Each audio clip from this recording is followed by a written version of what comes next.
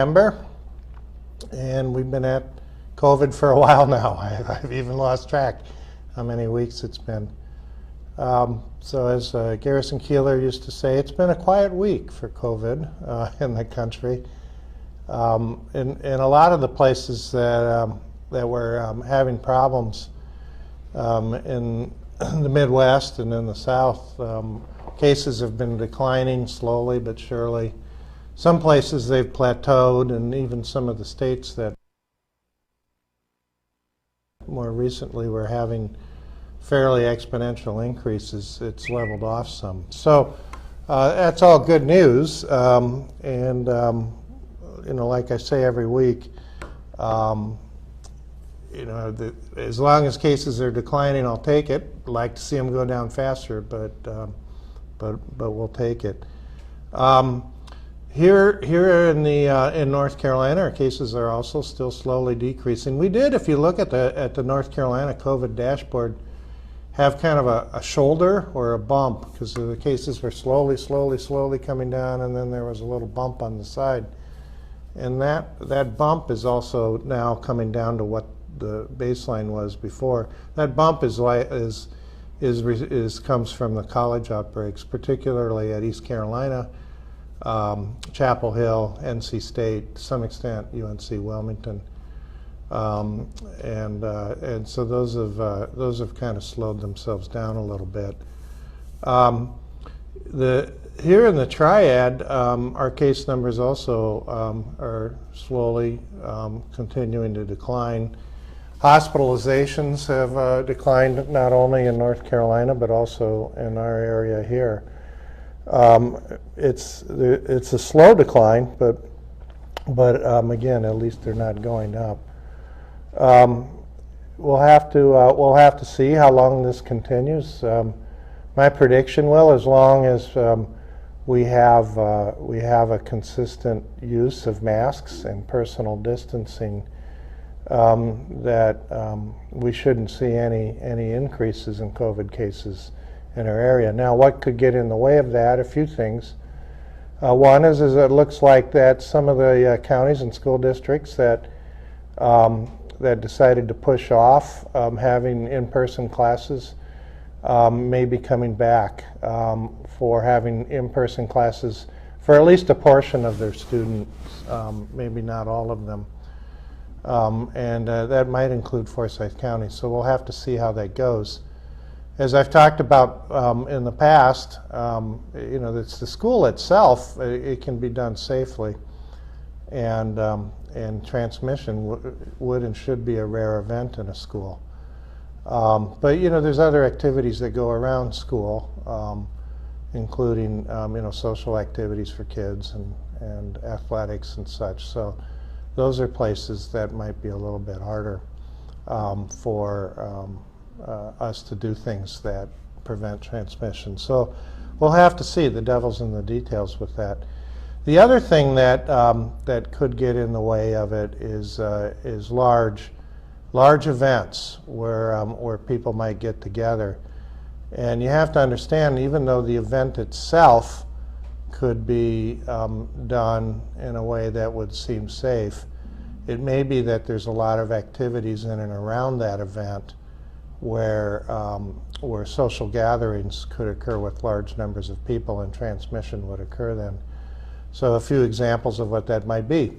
A football game. You could have the football game without fans, but if you have a lot of parties and football game watching events and all the things we like to do, tailgating and such, barbecues with it, those are areas where people can get together and transmission can occur. So if you're planning an event like that surrounding a football game, you need to really pay attention to that.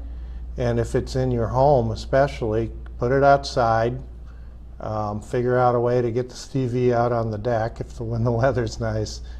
And if you're going to have friends over, watch it out there, and personally distant, and wear a mask when you can't. So it can be done.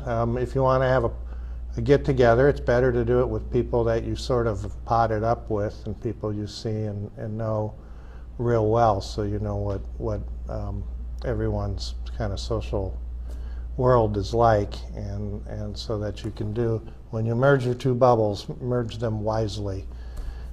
So those are just things to think about for sporting events. So there could be other events too that might happen. We just had a large political rally here in Winston-Salem. According to some estimates, 7,000 to 9,000 people out at our airport. Now, if somebody would have said, is that a good idea? I would have said no. From a COVID standpoint, it's not a good idea. But the majority of the people who were there were not wearing masks. It really wasn't any personal distancing going. The only thing we have had going for us on it is that it was outside. and that helps a lot. Unfortunately, though, for that event, the parking was not anywhere near where the event occurred, and you had to get in a bus to go there, and the bus ride would have been 20 to 30 minutes with unmasked people, and probably a lot of large, loud voices, and you know how rallies go, a lot of yelling and loud talking, and that puts out more virus. So it turns out that event does have some potential for it to be a super spreader event. The being outside would decrease that chance, but being in buses would increase it. So, you know, we'll have to see. There were people from all over the place who came to that. So trying to keep track of how many cases actually would have occurred from a single event when the people spread out afterwards is a little hard, but time will tell. And if you were at that large event or others where there's a large group of people, you know, more than 50, more than 100, and people are unmasked and close together, the civic and responsibility would be to kind of self-monitor for 14 days, lay low, kind of put yourself in a self-quarantine situation. Either that, you could also get tested. If you're going to get tested after a large event like that, you would want to wait 4 or 5 days afterwards and then get tested, and to provide some peace of mind. But just realize that after, you know, being at an event where there's large groups of people and they're not masked and they're not distant, you have a risk, and you got to kind of be monitoring yourself to see if how you feel, and if you get sick, get tested for sure, and you can consider getting tested 4 to 5 days after the event. So these events will be occurring on and off throughout the fall, so we're just going to have to be careful of that. Each one of these has the potential to become a big problem. Doesn't mean it's going to happen. It means it has a potential to happen. Just remember the Biogen meeting up in Boston, probably 20,000 people across the world got that strain of virus from that one meeting. So these things can happen. A little bit also in the news, something to comment on, vaccines. So you know, we have about 10 good candidate vaccines that are going into phase 3 trials. What's a phase 3 trial is when we actually vaccinate large groups of people with either the vaccine or itself or a placebo, and then look to see if it's preventing infections in the vaccine arm compared to the placebo arm. So you do the statistics and say, hey, there's like 30% less infections in the vaccine arm, so it works. You'd like to see a number greater than 50% for that, by the way. And then you also look to see if the vaccine is safe. So a lot of these trials are going on. Some of them are about half done now. Having a little bit of trouble recruiting minorities and people from socially economically disadvantaged areas and different ethnic groups. You want to get as many different people from as many different areas into a trial as possible so that you can say it broadly works for the entire population. And so some of these trials are going to be finishing up probably sometime towards the end of October. Will we really have a vaccine by November? No. We're not going to have a vaccine that's ready and to go out by November. It doesn't mean we can't have wishful thinking for that, but the reality is no. It just takes time to do these, and you want to make sure you've done it right, so that you know that the vaccine works and that it's safe. And I can tell you that if I think that there's been shortcuts done, I'm going to tell you. But I just don't see that coming out of science. And if you're going to be listening for reports about vaccines and how well they work and how safe they are, get it from your science people, get it from your public health people, and let's not get it from politicians or political appointees. Get it from the people who actually know. And so what about the Astrazeneca trial? So AstraZeneca is a company that partnered with Oxford in England to make a vaccine. And they've vaccinated quite a few people so far, somewhere around 10 to 15,000, I think. And they had one event in this group of people which involves some inflammation in the spinal cord in one person who had gotten the vaccine. And so the trial was halted because we need to stop and figure out whether that event actually happened with that vaccine. And so people understand that process. In any big clinical trial, you have something called the Data Safety Monitoring Board, DSMB. The Data and the Safety Monitoring Board is independent of the company that makes the vaccine or the people doing the trial. And it's their job to look for safety events. And so this is in any big trial where you have a vaccine or a drug, you have that. And so it's nothing new. We have DSMBs all the time and have had that for decades. And so the Data Safety Monitoring Board saw this event and said, well, let's figure out what this is, so we're going to stop and figure it out. Now, anytime you have a very rare event, like inflammation in the spinal cord, something called transverse myelitis, anytime you have a very rare event that occurs in a trial, sometimes you're left scratching your head because a sporadic rare event's going to happen sporadically in a trial or not. So it can be a little bit hard to know sometimes how that is. So for instance, if you have 300,000 people get flu vaccine and one person gets meningitis, does that mean the flu vaccine caused that meningitis? No, it just means in that population you have that event. So these are the things that need to be thought about and looked at. And so I think it's actually a good thing that the DSMB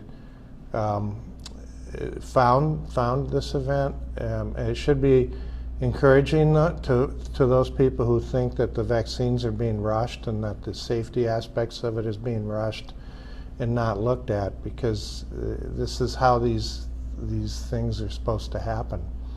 And it happened like it's supposed to. And so we'll have to see what happens with it. Now, all of the different candidate vaccines that are being tested are different. Some of them are live virus vaccines. Some of them are what are called replication incompetent vaccines, which means they can't replicate in a person, but they can cause immunity. And then the majority of them are either messenger RNA, which is a genome component, or they're just protein with adjuvants. So the protein with adjuvants are the way we make almost all our vaccines, including tetanus shots and whooping cough shots and so on and so forth. Live virus vaccines that we get all the time are our measles shots, and mumps shots, and rubella shots. So all these vaccines are a little bit different. So if one of them has a safety question, it doesn't mean the other ones do. In fact, they're all so different it really doesn't apply to them.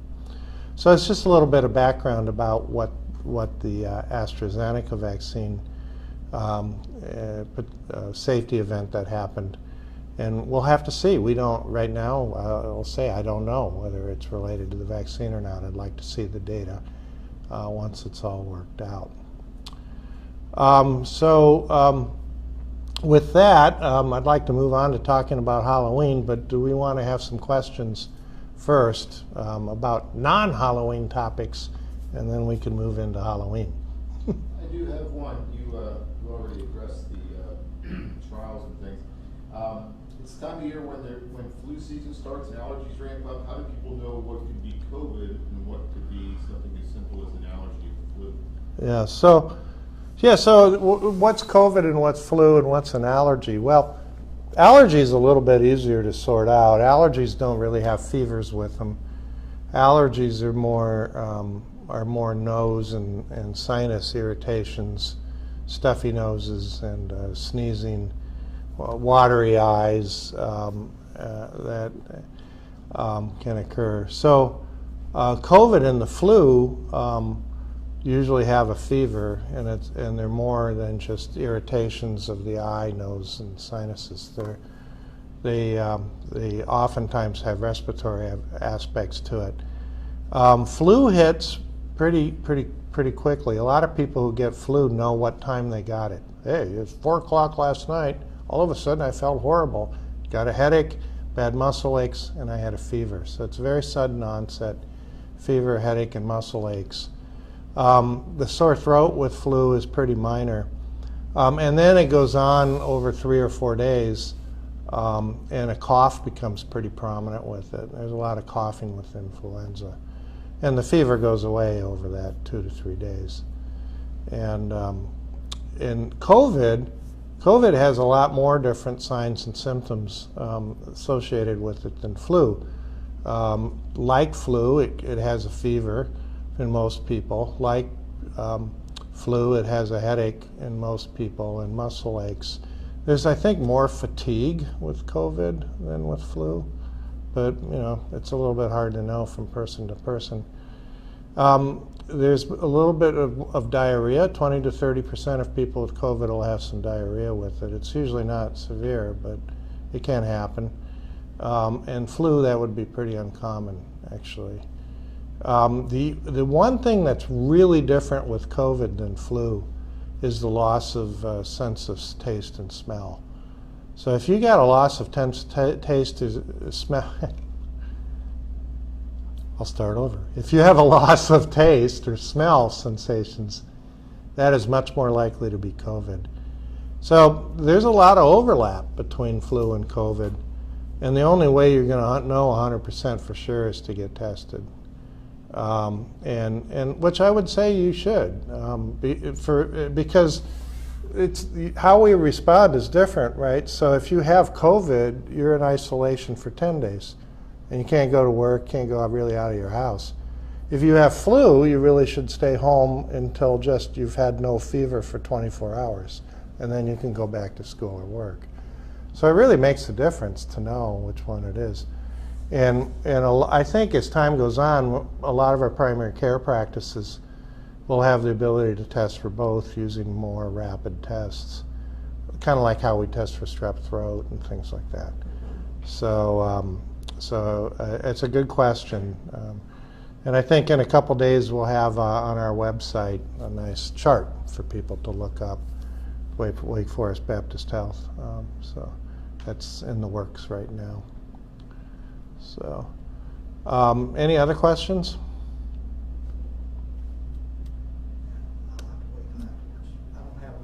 Oh, okay. So let's talk a little bit about Halloween. Can we have a safe Halloween? If you look at some media reports, it says, "Oh darn, we're not going to have Halloween this year. What a sad thing. It's all canceled. No Halloween." So I started thinking, really, why? There's a lot of things that Halloween's got going for it to be safe in times of COVID. One is that a lot of the activities are outside, and outside is a much safer place to be than inside. Two is that there's masks with Halloween, so If you're going to wear, a regular mask, like a Halloween mask with the holes for the eyes and the holes for the mouth, you need to wear another mask either behind it or in front of it, because those holes obviously don't stop anything from coming out. So you could kind of be a little bit imaginative and innovative. So what kind of cool masks could you use for Halloween and change it up a little bit? And I'm sure we'll see a lot of neat imagination with that. So that's going for Halloween. The other thing is that, for kids' activities, a lot of it's supervised by parents, and so you can make sure the kids are doing what they're supposed to do if you're going to have some activities outside.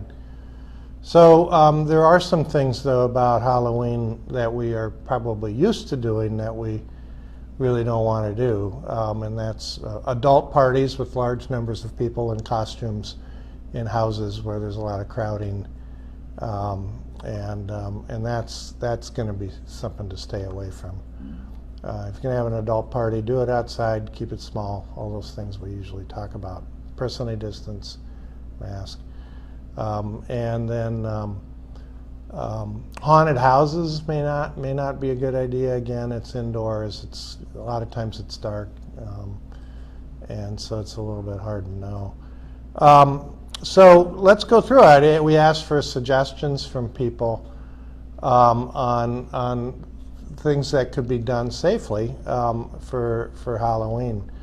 So Sandy says, remember, Halloween masks have holes for eyes and mouth. Wear the correct mask this year, please. And we talked about it. You got to make sure your nose and mouth are covered. And so holes don't contain anything.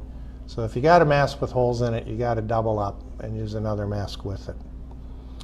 So Diane says, why is it any different than going shopping? Just keep your distance from other people. And that's true. So if you're trick-or-treating, if you have a family unit, a brother and a sister, they can obviously stay together while they do their trick-or-treating, but the other groups need to stay back and recognize the people. So it's the shopping cart phenomena.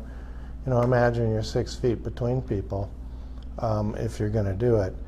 And you also have to recognize that there may be a lot more households this year that'll just choose not to participate, so you have to be respectful of that.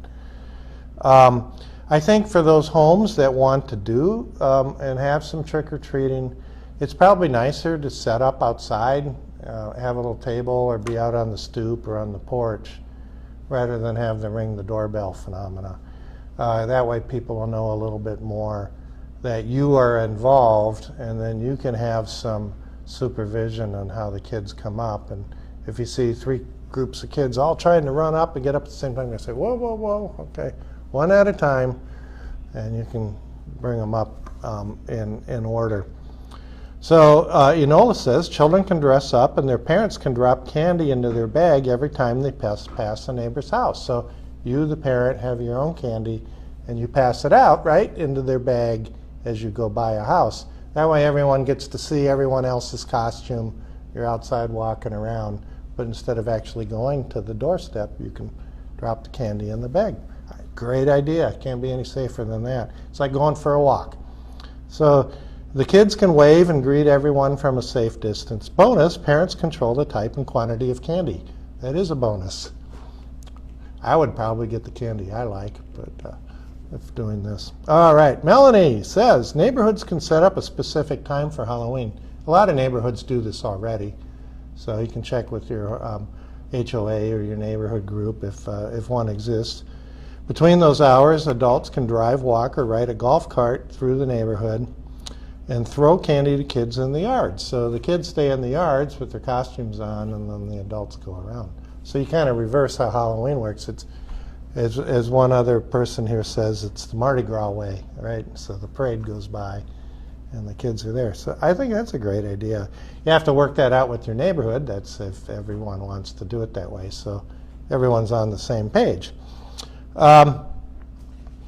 Our neighborhood, Leslie says, is talking about doing what we did at Easter. We will have someone in a Jeep dress up and throw out candy kids in their driveways. So another vote for the Mardi Gras way. So there you can toss out the candy out there. Margaret says have a neighborhood parade so you can keep social distance outside, but kids can wear costumes with a mask. And then you could have pre-made treat bags with candy for everyone. So there's another good idea. So you remember sometimes where we had Halloween parades when we were kids at school, and you do the parade in the classroom. Well, instead do it, in an area of your neighborhood and get all the kids to parade, and so they can show their costumes off, and you could have treat bags for everyone at the end. I think that's another great idea. Shannon goes with the Mardi Gras style. Kids stay in their yards, apartment parking lots. So apartments, are a little different, right? Because if you're going to be trick-or-treating at an apartment, you want to be out on the parking lot doing this and not in the hallways at the apartment. So Emily says self-serve candy bowls on the porch or set up a table outside to interact with neighbors if you must. Everyone waits their turn at a distance.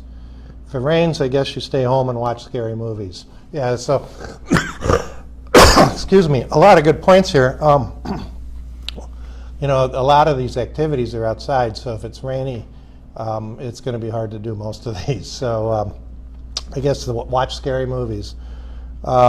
And if you have a self-serve candy bowl on the porch, though, you have to remember that if you have multiple hands going into the bowl, there is a potential for germ transmission because there's different people putting their hands in the same bowl. So it might be better to set them out individually and then for you to replace them. So, or to put them in a Ziploc bag if you want, or a treat bag, and then hand those out. Martha says trunk or treat method, prepackaged goodie bags, put gloves and masks on, adults hanging out, distanced, nobody reaching in with germy unwashed hands. So you just hand a treat bag. And then Laura says set up a candy graveyard with fake tombstones in your yard with prizes and candy piled up next to each tombstone. That sounds like fun. It's a little bit more work, you got to make tombstones, but that's pretty neat. So you could have each child enter the graveyard one at a time and package up candy and prizes in individual treat bags. So I had somebody actually mention to me something that's a little bit like that, and that's, I think, a neat idea, would be to have a kind of like a scavenger hunt in your neighborhood. So if you have a common area, a little park or place, you can hide candy and then have the kids go find it like Easter egg style. And put it in treat bags so you don't have a bunch of Jolly Ranchers hanging out for 2 weeks afterwards that don't get found. But so you could do it that way, and so there's a lot of ways that I think Halloween can be done safely, and I don't think we need to cancel it. And so I think we just need to think about how we're doing, coordinate with our neighbors in our neighborhoods, and so everyone's kind of doing it the same way.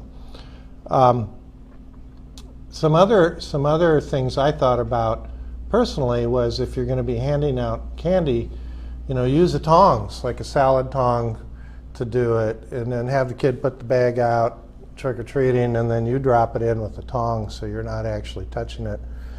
And I kind of thought about, you can make a really long sleeve and have your tongs sticking out at the end, and you could make it part of your Halloween costume, right? And the tongy hand reaching out to put candy in. And so, I think anyway, again, innovation, and we want to try to keep from multiple touch surfaces. We want to keep people apart. We want to make sure masks are being used, crowding's not being done, and keep it outside. There's some other Halloween activities too that I think might be going on. Corn mazes. So I think if you can find a corn maze that's out there, corn mazes are always fun. And obviously you're usually not all bunched up when you're doing it. So again, you just have to pay attention to detail with it. Can you do hay rides? Yeah, you could. Put a big bunch of bundles of hay in the middle of the wagon, and then have the people distant out a little bit on the wagon itself. You won't be able to haul around as many kids at one time, but you can still ride people around on a hayride. The other thing to remember is if you're a family unit, it's okay. So, so if you got a bunch of people who are on the same pod or in the same family. They can do the activities and be close together. So that's something else to think about. There are also some other things, the good old-fashioned, I guess they're old-fashioned ways that people used to have Halloween. And you can do them with your own family or within your own pod of people the fused bubble pod. And bobbing for apples, family game night, charades, but do it with a scary Halloween style for charades instead. Our family, we play a variation of 20 questions at Halloween called Ghost in the Closet. You take somebody who's no longer alive that's famous, and then we do it in a closet, so the parent and a child, particularly for the young child, are in the closet, and they're the ghost, and then the people on the outside write questions down in turn on a piece of paper, slide them under the door, and then the child reads the question and then answers whether or not that is. So it's 20 questions, trying to find out who the dead famous person is. And it's kind of neat to do it with the writing, especially for younger kids, because it helps them with their reading and writing skills, and the parent can be there to help. So that's something that we've done. All of those traditional Halloween party games that you can do with your pod and your kids, and those can be done inside because you're potted up, and if it's rainy, you can still pull it off.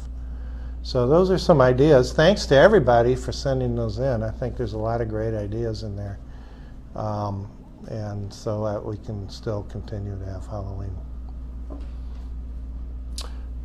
Any questions? If not, we'll wrap her up.